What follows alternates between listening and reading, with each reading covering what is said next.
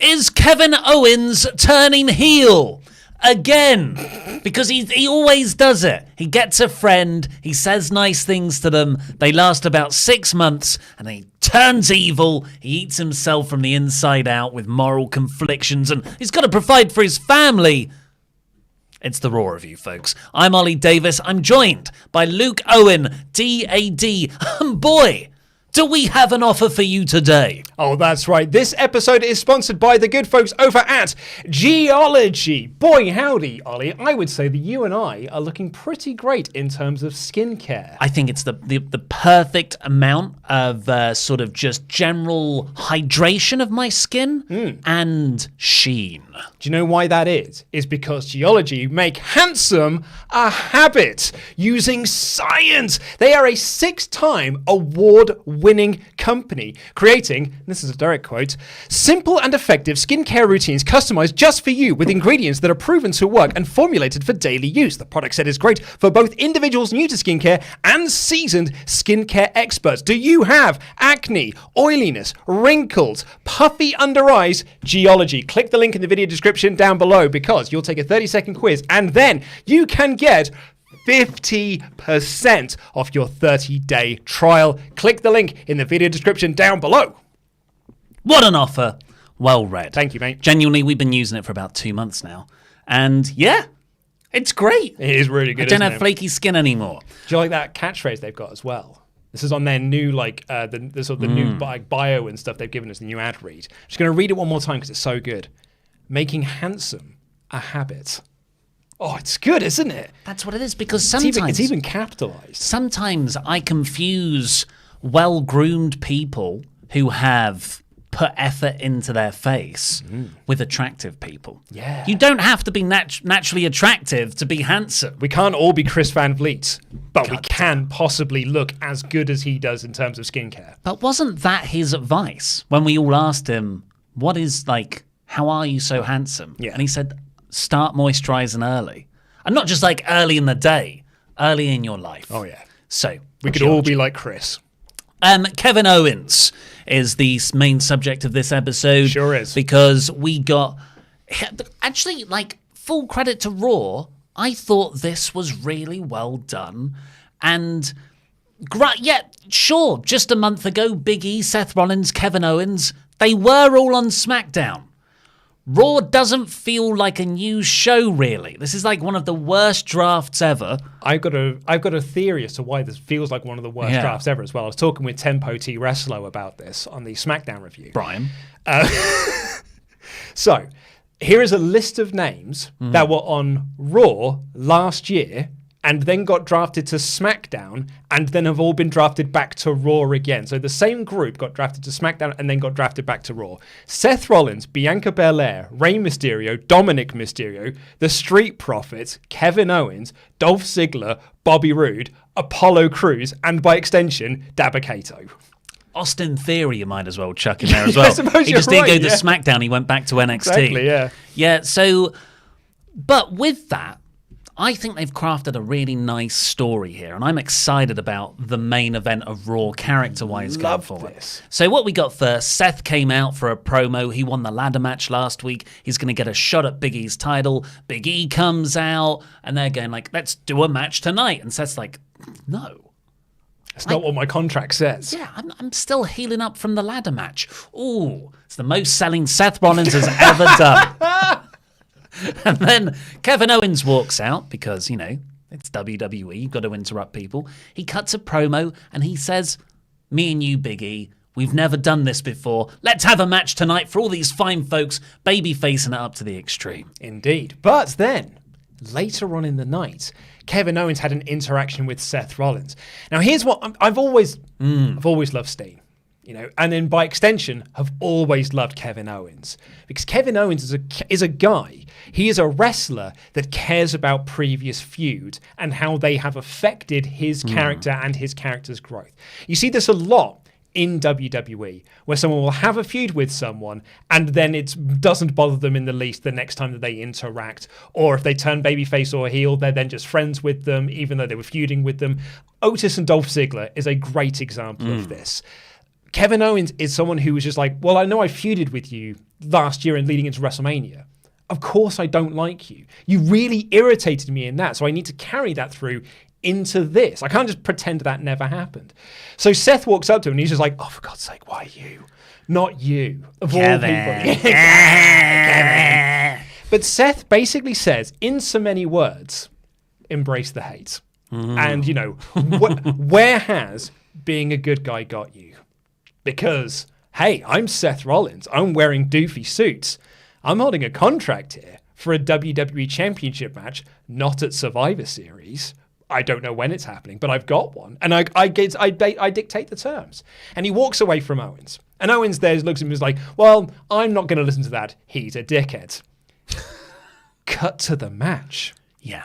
And there's a moment during this match. Oh my God, I loved this finish so much. This finish was superb.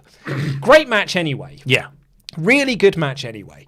But the finish of this is Big E sort of like down in the sort of like, they bonk heads. He's on the ropes. Kevin Owens and Big E bonk heads, and Big E's then like in the ropes.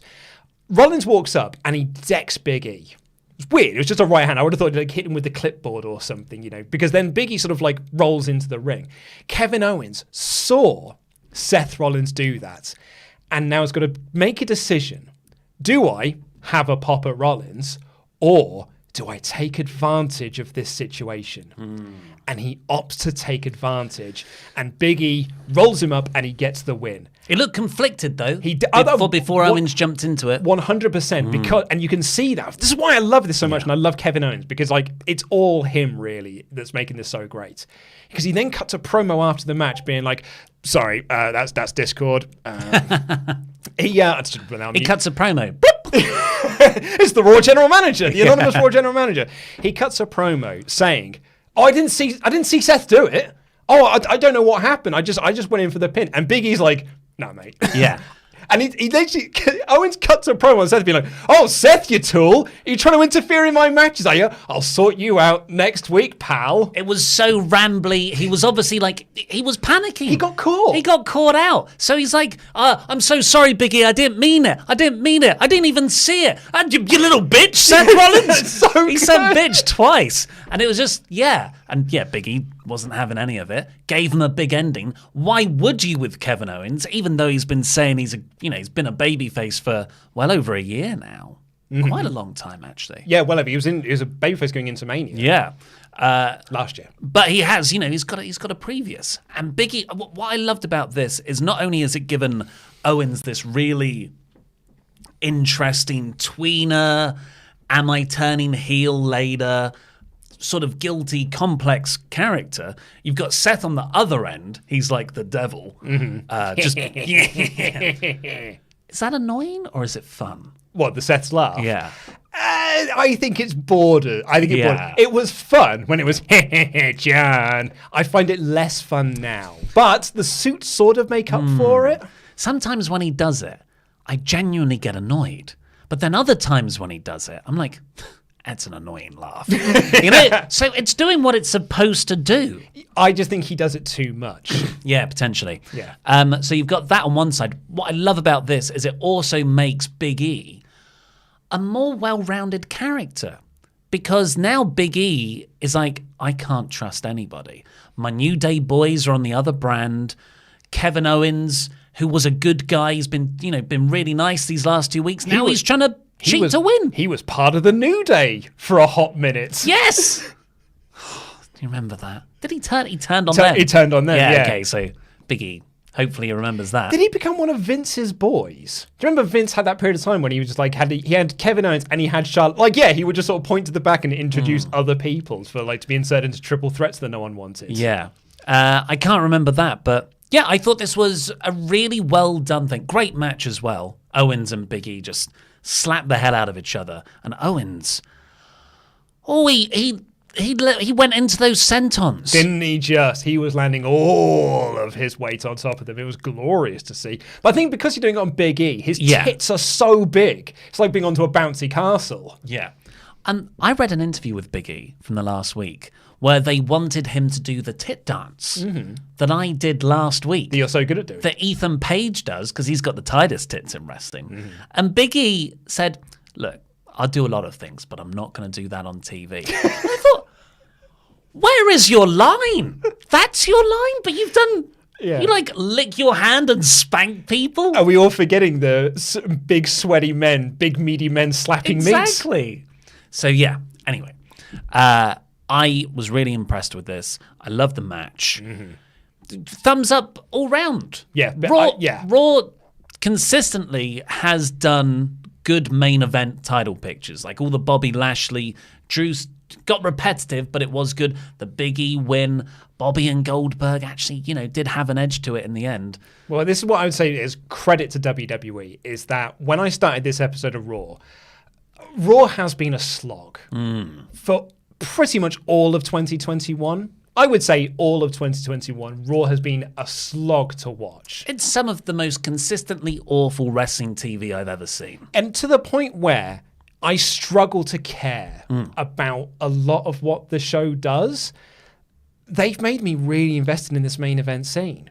I'm actually really now into it. And also, to the question, should Kevin Owens turn heel? 100% I think he should do. Why not? For starters, he is a boring babyface. And Kevin Owens is... I wouldn't say... I think that's unfair. And Kevin Owens is a phenomenal heel. Yeah. Particularly when he's got excellent motivation to lead into a heel turn. I don't think he's a bad heel. Sorry, I don't think he's a bad, boring babyface. I just think he's such a good heel that his babyface doesn't hold a candle. The problem is, I think with this babyface run, particularly this most recent babyface run, is he's been given nothing to work with.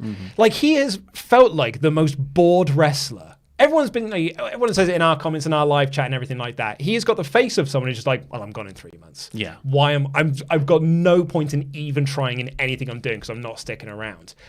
And I think that translates then into being a very boring babyface. However, with a heel turn, with something he can sink his teeth into, something he can do proper character-wise, I think we're going to see a much better Kevin Owens because of that. Well, before we get into the chats, let's talk about that. In his promo earlier, he said... I leave it in the ring every week because he had a fantastic performance in a ladder match the previous Monday. And he said, whether I've got 3 months or 3 years left here. And that's, the rumor is, well, quite heavily reported rumor, his contract expires in January. Yeah. It's the 3 month side of that. And Big E said they're all talking about who the face of WWE is here. And Big E says, hey, this isn't Mount Rushmore. There's not room for multiple faces. And Mount Rushmore was the Young Bucks, Kevin Owens, Adam Cole as well, faction in PWG. So, I mean, usually when you're on the way out of WWE, which reportedly people backstage think is happening with Owens, and I think that's the right move for him as well. How is he ever going to get any better in WWE? He's won the Universal title. He's already done the series with Sammy. They'll never crown him WWE champion. Yeah. He's never going to win a Royal Rumble. So is he turning heel to lose a lot to then leave? Or is this WWE's attempt at saying, hey, stay, because turn heel? I mean, they did it with Cesaro. Like, Cesaro, they were dangling that carrot for Cesaro because his contract was up. He re-signed. They were like, and your reward is you get a program with Roman Reigns. And then that's been it for Cesaro. Psych. And exactly, psych, you got your program, and then yoink, you're out the door. Like, a lot of people in the comments were sort of disagreeing with me there about saying Kevin Owens has had a bit of a boring babyface run. And they've all said his feud with Roman Reigns. I just want to remind everyone, that was in January. Yeah. That was nearly a year ago. Well, let's get into what the comments are saying. WrestleTalk.com/support. We'll read out everyone over $5. Yeah, none of your Canadian or Australian ones. Want US, thank you very much. That's how RuPaul says dollars. Dollars. I've never seen the show. It's just on in my house all the time. I've heard it's very good. It's not. From reputable sources, I've heard it's very, very good. It's not. But I have never seen it. It's like an hour 20. It's 3 hours of Raw. I'm sure there's a good 90-minute program in there. In RuPaul's case, it should be a 40-minute show. Charles Berg, while Owens is a great heel, I'd prefer this to be something that strengthens his resolve as a face. He tried to take another shortcut, then tried to lie his way out of it. The outcome was failure and loss of respect. I'd prefer that over, he's bad now. But I quite like it as a character direction of just like, hey, I was good for so long and it got me nowhere. When you look at Seth Rollins, who's been a complete tool and has now got a WWE title shot, big time Bex, cheating her way to a win, and retaining the Raw Women's Championship. She got to swap a belt on SmackDown. These are top level things you get to do when you're a bad guy. It's very difficult as a babyface, particularly the way Owens has been, to so consciously cheat. Yeah. And they made a big song and dance of it. He is consciously making the decision here to cheat. He's wrestling with the idea, and then he's going to do it, to then go back and become more of a babyface. I disagree, Charles. I think the better story is he turns heel, and I think that's where the story's leading. Kevin Owens should turn. He should turn left on Albuquerque to run away from WWE. Run, Owens, run. I'm going to do a slight different pronunciation there. Albuquerque. Did you know the Albuquerque baseball team is named after The Simpsons? Where did I hear this from? It was in a list video that I wrote for Adam recently. Adam told me it. Yeah, did he really? I think he passed it off as his own fact. Yeah, so Oh, no, it was the weekly list video. Yeah, that's why That's where I heard it, Yeah. So it was Albuquerque Isotopes was a Simpsons joke that Duff had bought the isotopes and were going to take it to Albuquerque. And Albuquerque then named themselves the Albuquerque Isotopes. Apparently at their baseball stadium, they've got like Simpsons stuff there, and you can buy like their logo looks like that's awesome. the Isotopes. Mr. C.J. Lilly, right on topic now. I think Kevin should turn heel, as I've always thought he does better as a heel. When he was his best, in first called up was a heel. His apron powerbomb was a heel move. He also acted a fighter rather than doing comedy. So yes, go heel, jam that jam. Jam that jam. Ronan C. For me, this week's Raw really emphasized the talent of the roster while at the same time being hamstrung by lazy creative for match finishes. How can the audience feel like there are actual stakes when you know from the outset the finish will be hokey? Well, you say that, but the Becky Lynch Bianca Belair match had an actual finish. It had an actual finish. I think the main event had an actual very good finish. Was there any DQs on this show?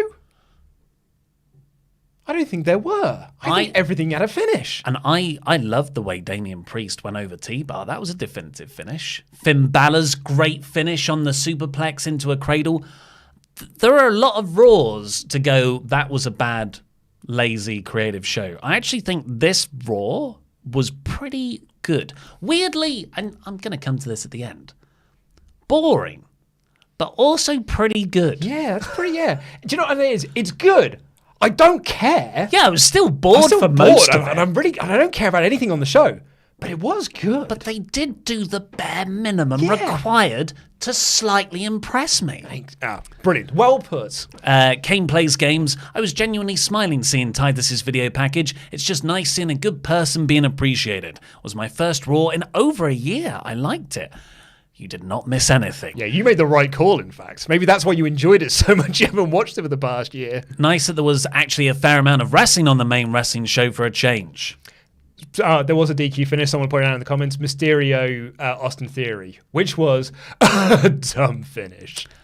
I didn't mind it. Oh, but the referee didn't see it. The referee didn't see it. me and Pete, because I skipped to that segment just now. It happened, and I burst out laughing, and Pete said, what happened? And I was like, Dominic just interfered. The referee didn't see it, but called for a DQ. And Ollie's like, Ollie's written in his notes that it was right in front of the referee. And I was like, no, I'm pretty sure the referee's back was turned. We went back and watched it again. I was like, yeah, no, definitely. The referee had his back completely to that bit of interference. Only found out about that after I've recorded. Bezo Banks finally for now. Also, when you see what happens when a wrestling company focuses on wrestling. If you guys remember, that Chad Finn finish was a callback, at least to me, to the Rollins Finn series back in early 2018 when they traded wins with a roll-up from the Falcon Arrow. I think it's probably less of a callback and more just repeated spots. Yeah. Good. Well, we'll read out the rest of your Ultrachats in the end of the show. Please keep getting them in. So Pete is back. I haven't seen him yet, but what a little bitch. I mean, I was playing the new Limp Bizkit album in the office today. Still sucks. And it's Is that the name of the... That's the name of the album, yeah. It still sucks. The name of the album is called Still Sucks. Because Limp Bizkit still sucks. And... That's good. It is. Chef's kiss incredible. It's genuinely so great. What kind of, bad, terrible? No, it's awesome. It's really, really Yeah? good. Yeah, I mean, if you're a Limp Bizkit fan, it's really, really good. Are you shaking the table? No, I'm not, but I was wondering what that knocking sound was. I feel like I'm Andy Danson. But yeah, I was playing that, and Pete just kept leaning over and being like, "Oh, it's certainly a song on the album, I guess." Like, shut up, Pete. This is brilliant. What do you know? He doesn't know anything. He's a dumb, stupid bitch. Yeah, I've gotten cocky while he's been away. Sharmy's I've manservant. been wearing the bow tie I'm not anymore. even wearing the bow tie. He's even here today, and you're not wearing the bow tie. I haven't seen him yet. Well, and when he comes in, if he sees me without the bow tie, I'm going to be like, no more of that. I'm standing up to you. I don't like you, Pete. Little bitch. That's what I'll say to him. He likes Nickelback. Right, let's get in with the rest of this Raw review, play-by-play. Opened with Becky Lynch versus Bianca Belair. Who the hell do they think they are? Rampage? That's what I thought with the start of this episode. Okay, I went into this fully expecting this to be a DQ. Like, double count out. Yeah. Terrible, crap, non-finish. So it actually took me a little while to get into this because I was there with my arms folded being like, I've been conditioned by this company and this show in particular to not expect this to get a finish. I think the crowd did too. Yeah. Because the crowd did not get into this match until the final third. They went through 2 commercial breaks. I think that in total they went through like 20 minutes of action. And it was good from the get-go. And Becky's a big star. Bianca's a big star. And the crowd were, mostly silent. Yeah. And Okay. All right. Well, Pete's here, everyone.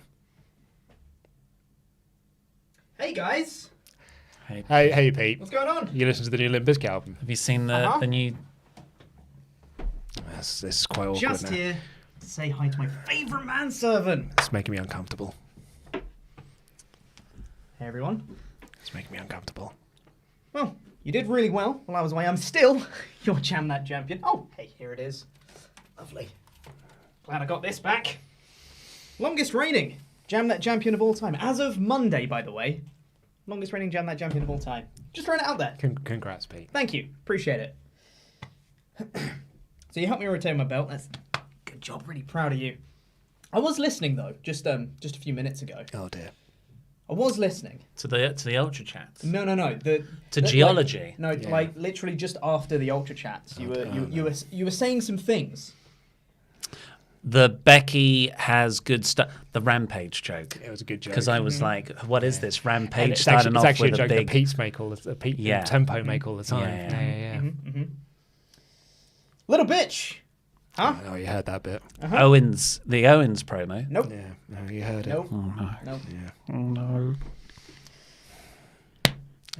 It's right, Ollie. Don't worry about it. It's totally fine. I like this. By AEW on Thursday. Get your bow tie back on. Oh, I don't That's like it. that. See you later. All right, bye, Pete.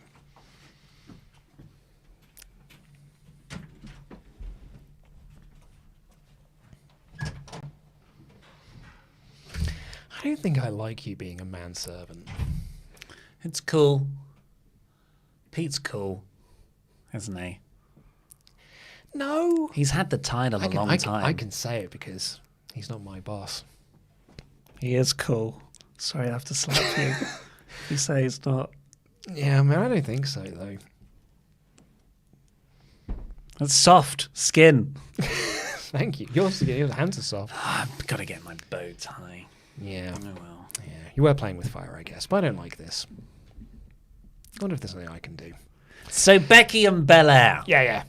Good this was. So, okay, yeah, I went into So the crowd weren't into it, but I think it's also because the structure of the episode is not set up for a big opening main. Like, I think this would have been so much better as the main event.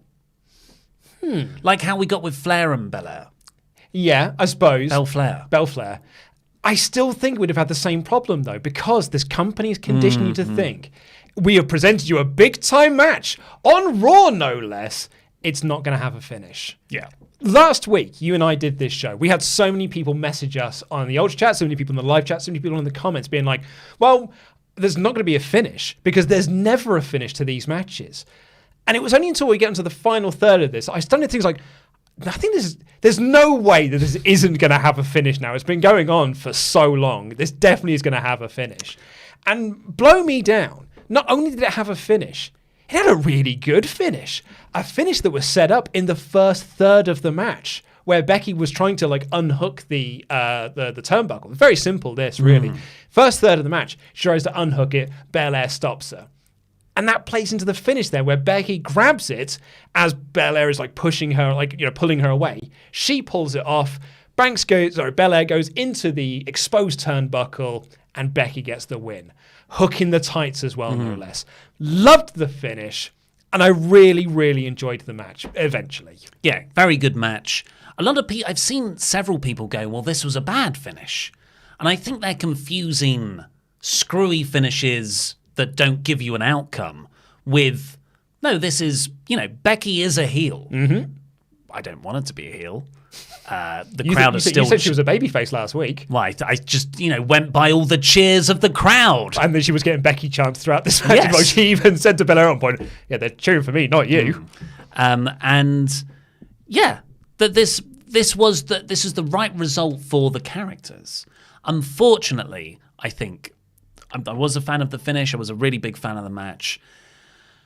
I mean, what do you do with Bianca now?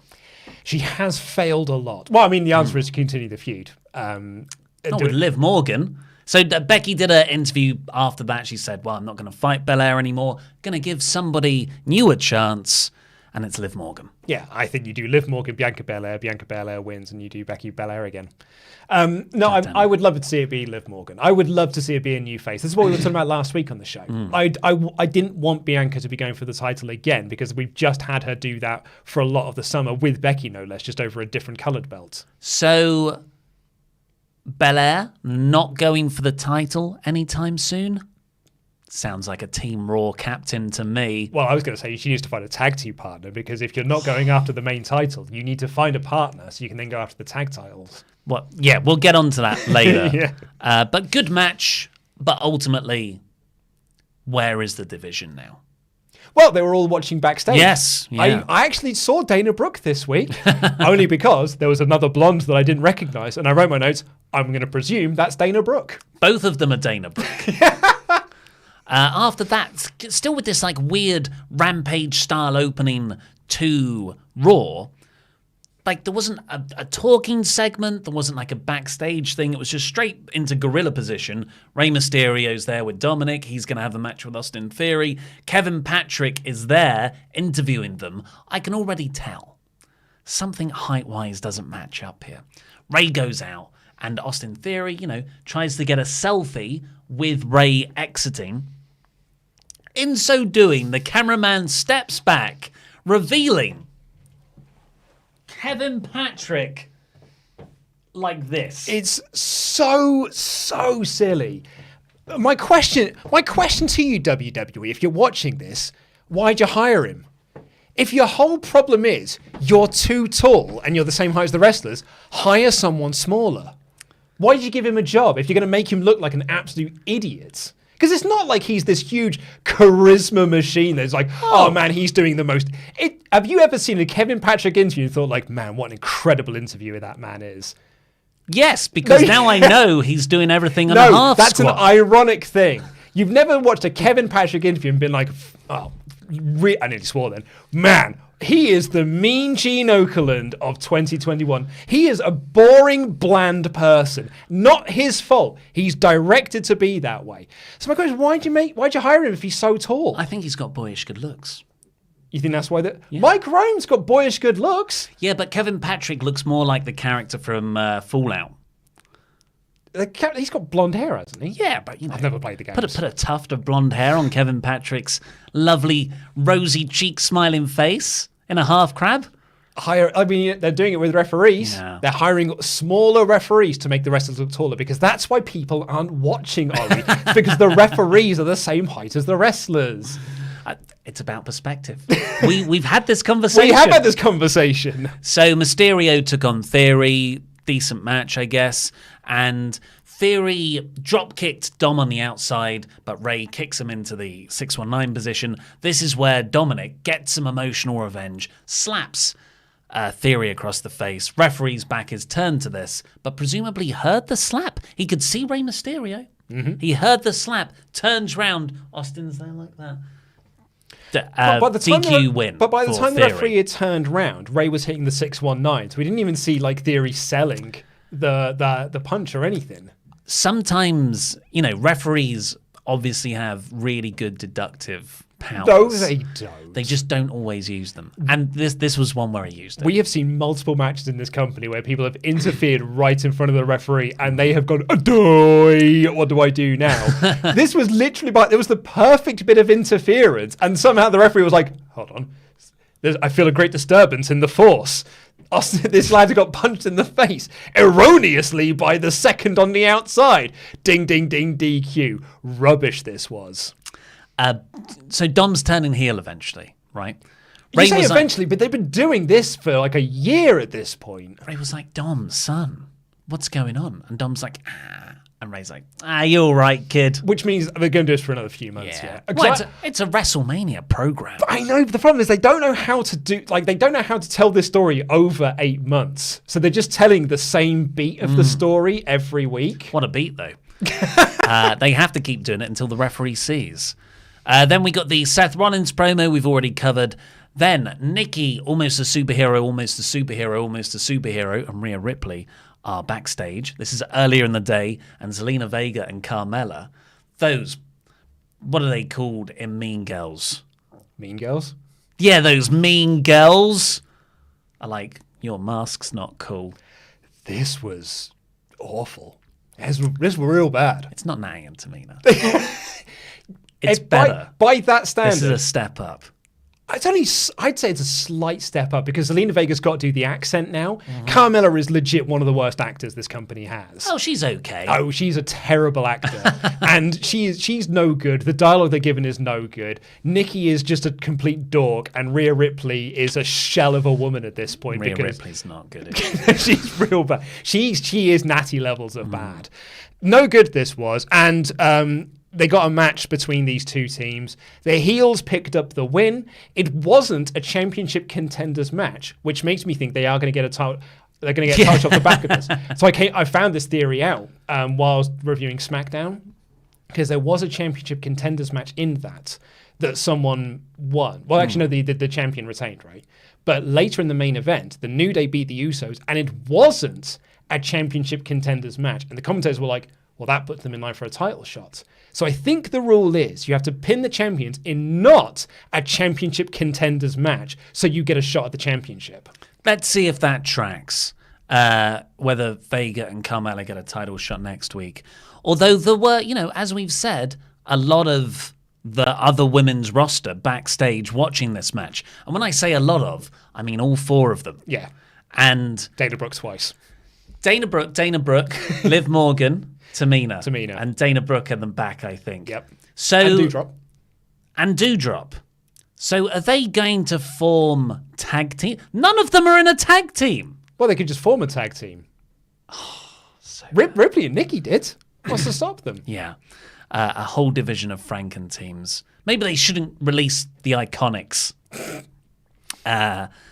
So, yeah, that's presumably what's going to go on there. Chad Gable and Otis had a thing with Big E backstage, which was pretty good, I thought. It is, yeah. So are they running a storyline on Raw? Because they drove this into the ground a lot of, like, who is the face of Monday Night Raw? Do you care? I don't care. I care, like, the champion. I mean, you've already got... It's the champion who's the face of Raw. Yeah, no, but they said, like, Big E is the face, but Becky also thinks she's the face. Bianca Belair thinks she's the face. Wait, Becky's a heel. And Seth thinks he's the face of Monday Night Raw. Chad Gable was like, hey, you could be the face of Monday Night Raw, but you'd be better off with the Alpha Academy, and then we could be the face. And the commentators kept saying, like, we don't really know who the face of Monday Night Raw is. And I was like, is this a story now? Is this what the story is going? Is this our Survivor Series storyline? But they haven't told us it's the Survivor Series storyline yet. Sometimes I think WWE actively think out loud. What are we doing? Do you think because it's Vince in the headset to the commentators, and he's just like, who is the face of Monday Night Raw, pal? And they're just repeating what he's saying. Yeah. Like they're Marlon Brando on the earpiece in. Well, Big E declined, obviously. This turned into a match between Chad Gable and Finn Balor. I thought pretty damn good. They only got a couple of minutes, but it was nice and technical stuff, back and forth. Finn Balor was selling his leg, but powered through that in the end. We talked about it already. Chad Gable, superplex off the top rope, sort of was going to roll through to hit another one, but Finn Balor hooked his leg, shoulders to the mat, and a win for Finn. Yeah, what I really liked about this was the commentary team being like, can't believe Finn Balor picked up a win over Chad Gable, a man who, and I did some research into this, has won 5 matches since July 2020. And his last singles win was on the July 15th, 2020 episode against Mojo Rawley in 2 minutes 50 seconds as Shorty G. Wow. The last time he won a singles match, and they were like, can't believe Finn Balor beat him. It's a new season. I guess so. I mean, it's a brand new audience. That makes sense as well, because we had the video package for Veer, who's now like Veer Mahan or something. Like he's going like by his full name, who hasn't won a match since July. He's won one match since July. Yeah, and that was in September. He was billed as coming to Raw. I'm like, he was one of the few people who was already on Raw. Yeah. Also, Veer Mahan. Does it sound like someone slurring Vince McMahon?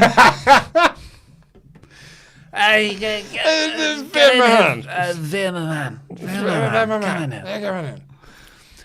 But the Gable Balor match was good. Very good. Titus O'Neil had this video package, and usually I can be quite cynical about these things. This guy is awesome. He's such a nice... literally my note here. Titus O'Neil is a nice man. They have given him a building in a school for him to live in, I believe. So he can do more charity work. Yeah. He's right there whenever they need him. Hurrah, hurrah, hurrah. Yeah. Millions of dollars. Millions of dollars. I've got millions of dollars. No, but it's very nice. It's lovely. Yeah.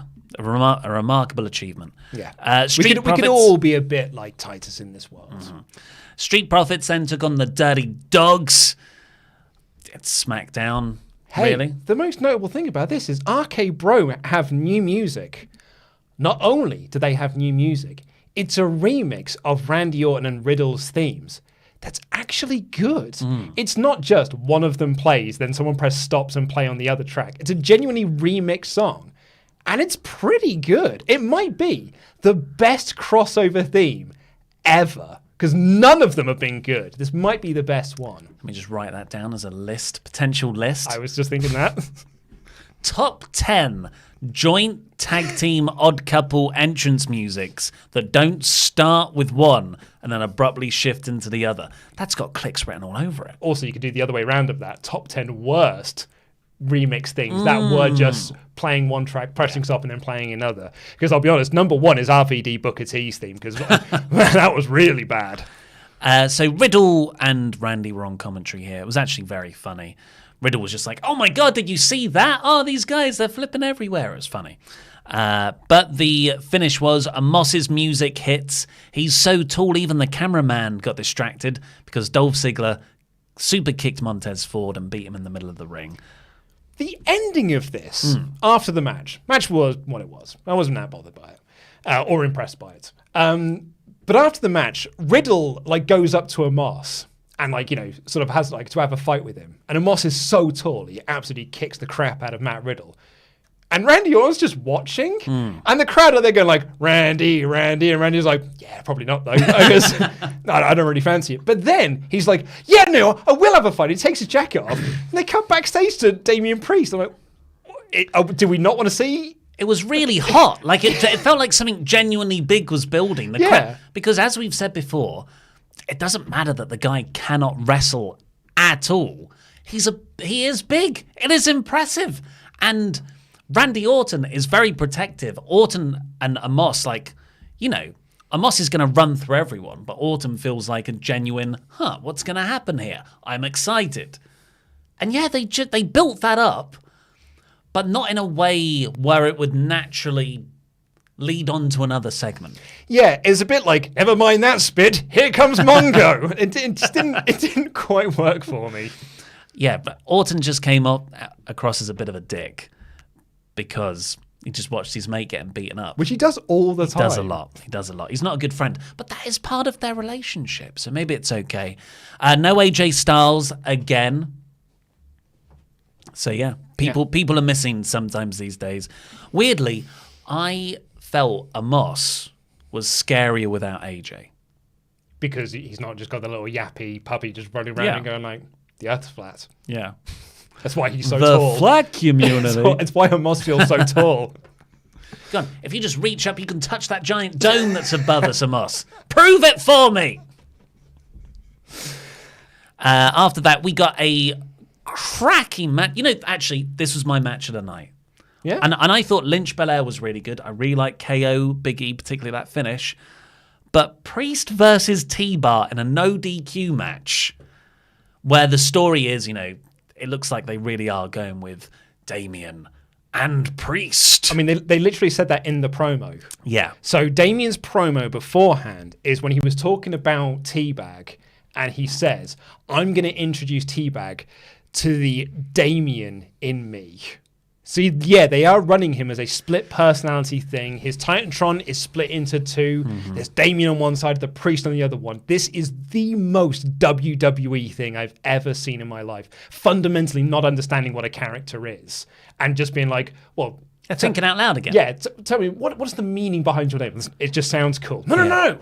What's the meaning behind it? And they've come up with this, and it's nonsense. And he doesn't need this. And this is one of these situations where the match is good and Damien Priest is going to get over in spite of his terrible gimmick.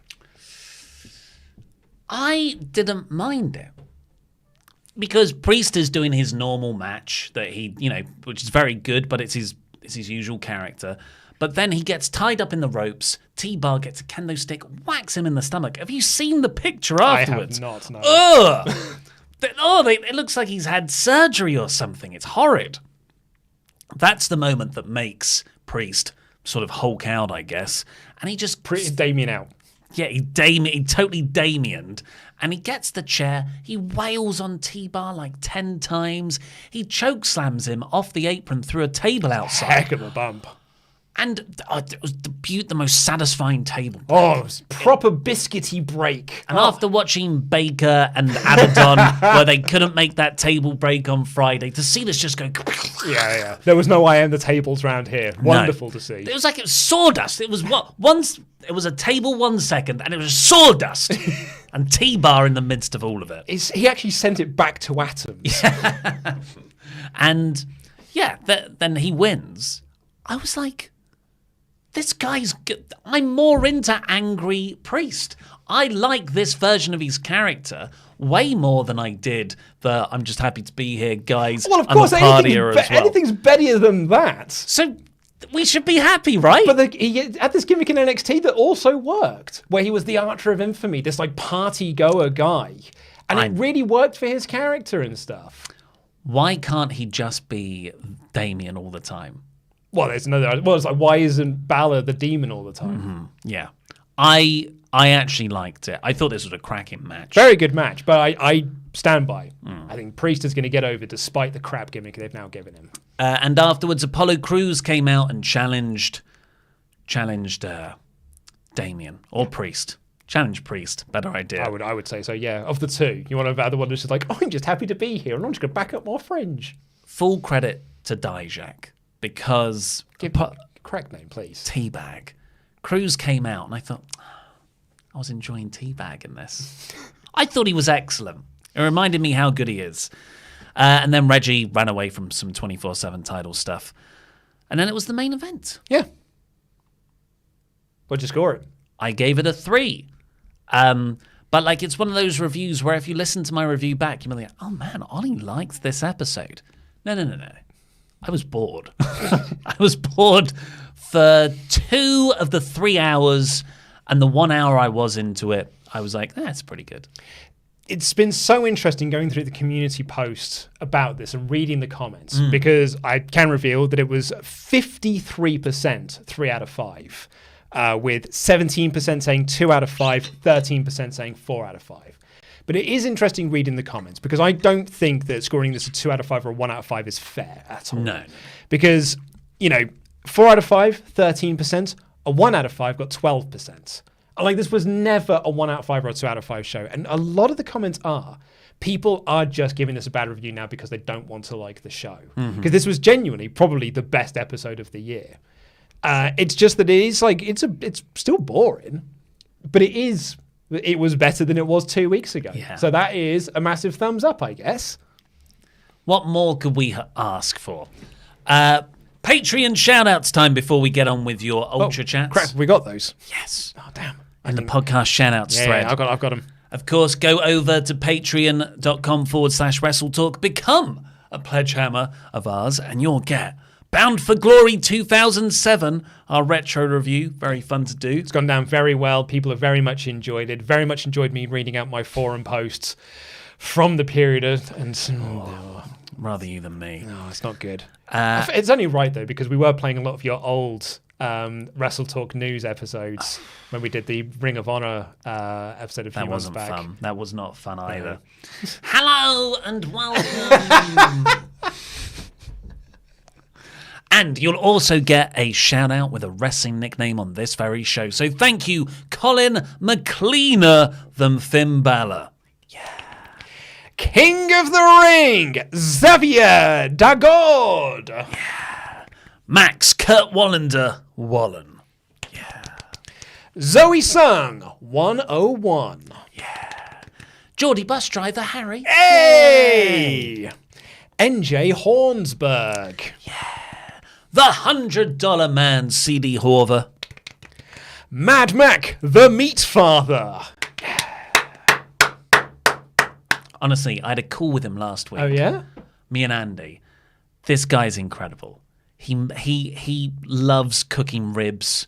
He was telling us about this burger he made where it was a burger, but a Krispy Kreme as the bun. Oh, God.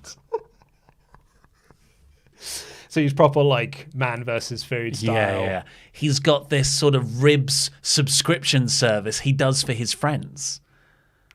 And he did a rib like short run thing where people have to run half a kilometer, then eat a load of ribs. Oh my God. He made me so hungry. I want to go round his for dinner. The Kessel Run DX Solo. Oh, I had a chat with DX Solo last week, who continues to be one of the loveliest people I've ever spoken with. So delightful. It's like DX Solo, Titus O'Neil. Yeah. The rest of us. Sullivan, Bo Brown is sort of in there as well. Sully's nowhere near those people. Sully's such a nice guy. He's not Titus O'Neil level. Oh, he is Titus O'Neil levels of nice. He's so What's he giving back to the community apart from his lovely entertainment? And his great voices that he does at No Rolls Barred that never get annoying. It's me, isn't it? Ryan Disco Stewart. Yeah. Superkick Nick Mazesko. Yeah. And lastly, Double L Liam Leonard. Yeah. Thank you, everybody. Let's get on with our remaining Ultrachats. Not my notes. Mr. CJ Lilly.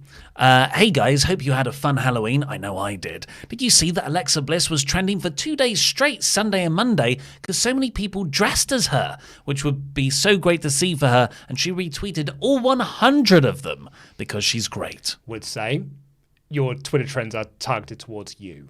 So it's not an overall trend. It wasn't like, that sort of thing. However, I like the fact that people dressed up as her at Halloween. Very nice. Why are you always trying to disprove the Bliss theories? You're just a hater, Luke. I'm just disproving Twitter trends. Whenever, I hate it when they do shows, people trending #1 worldwide. I'm like, it means diddly dick.